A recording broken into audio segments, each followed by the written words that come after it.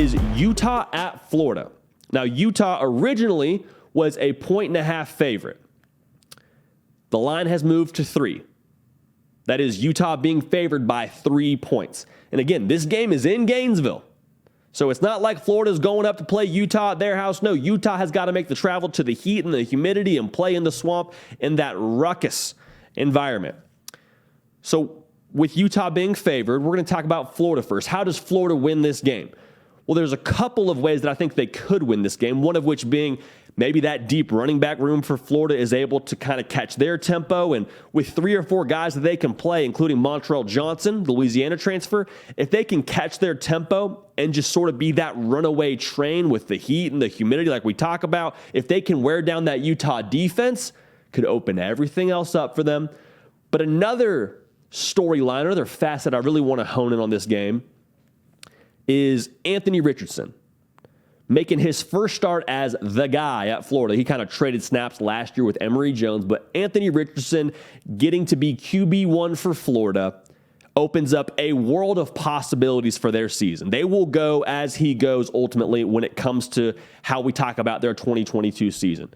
And Kyle Whittingham came out and said this week, he reminds me of Cam Newton. Very, very high praise from the opposing coach. Some of that is just kind of coach talk during the week. You try and say a lot of good things about the opposition and not a lot about yourself and just give them all the respect and probably even more respect than they're due. But what if he is like that? What if Anthony Richardson is just him? How much does that change this game? Because Utah, like we've talked about before on this program, 17 of 22 starters are back. They're going to be deep. They're going to be tough. They probably, if we're being honest, just have the better / more experienced roster pound for pound. But what if Anthony Richardson just puts on his cape and says, I'm taking over today, actually. All the things you've heard about me in the offseason, all the reports, all the whispers and camp intel that's sort of been swirling around Gainesville and how good I actually am, they're true. And then some. And he just goes attack mode. That could be the great equalizer. Quite frankly, that could be what allows Florida to win this game. Now, even if you don't get Superman level caliber play, the defense probably needs to hold up some end of this bargain as well. And the pass rush for Florida is, for good reason, a point of a lot of excitement for Gator fans. But if you're not able to even rush the passer, meaning you're not able to get Utah to that 3rd and 7 and not able to get them to a spot where, hey, this is an obvious passing situation, Ventura Miller, Brenton Cox, your dog's off the leash, go get Cam Rising. If you're not able to get to those situations, it's because you're not able to stop them in 1st and 2nd down, meaning you're getting a lot of 3rd and 2s, 3rd and 3s. Heck, even 3rd and 4 is not an obvious passing down. And a lot of that starts in the middle with Jervon Dexter. He's a beast. Don't get it twisted. He is a baller. But behind him, who do they have? And that's one of the concerns they have is obviously on the defensive line, you rotate quite a bit. But in the trenches, in the interior of that line, can you stop the Utah rushing attack? Because last year, they were one of the best teams in the country on yards per carry, about 5.6. Ran the ball 57% of the time in 2022. So they were coming downhill. They are making no apologies about it. Can you withstand that beating? Can you withstand that tidal wave just hitting you over and over and over and over again?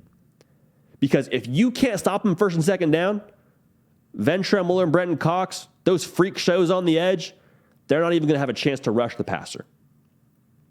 And that would be ultimately, I think, how Utah would want to play this game.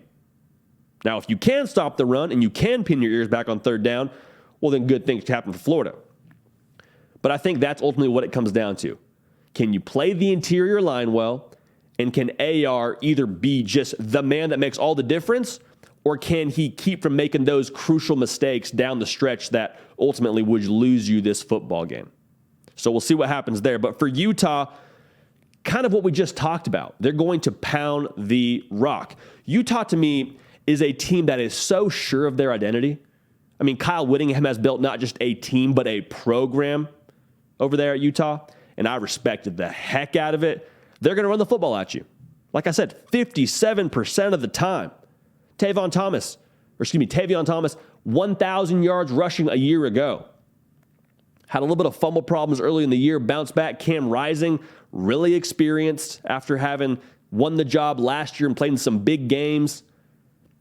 Utah just knows who they are. That identity, that travels. I don't care if it's in the swamp. I don't care if you're playing on Mars.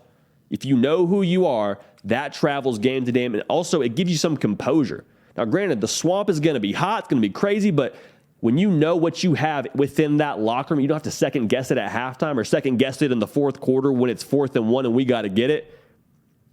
There's sort of another element that's not so tangible, but don't get it twisted. Makes a big difference in football games like this. So when it comes to our prediction for this game, I think Utah's just playing ping pong, to be honest with you. They're just going to sort of hit it over the net every time. Hot one coming in from Florida, hit it back over the net. Just return, return, return. And maybe it's not the most exciting style of play to watch at times, but when you return it over the net so many times, it's only a matter of reps until your opponent makes a mistake. And I think that's what we see in this game. Anthony Richardson is going to be a dude for Florida. I want that to be as clear as possible. He has no ceiling. He has so much ability, so much physical talent. But Utah, the experience, the identity and attitude that they're bringing to the table, especially in the trenches, staying on schedule, keep it from making that costly error. I think we see a little bit of growing pains from AR in this game, and Utah ends up winning this game. I actually like Utah to win this one 34-27, so they do cover that 3 points. But again, I cannot wait to watch this game.